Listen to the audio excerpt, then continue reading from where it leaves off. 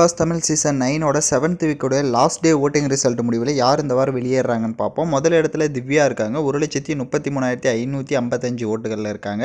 ரெண்டாவது இடத்துல பார்வதி இருக்காங்க, 1,22,792 ஓட்டுகள் வித்தியாசத்தில் இருக்காங்க. மூணாவது இடத்துல விக்ரம் 1,19,269 ஓட்டுகளில் இருக்காங்க. இவங்க 3 பேர் டாப் 3. அடுத்த இடத்துல சபரி இருக்காரு 77,800 ஓட்டுகளில்.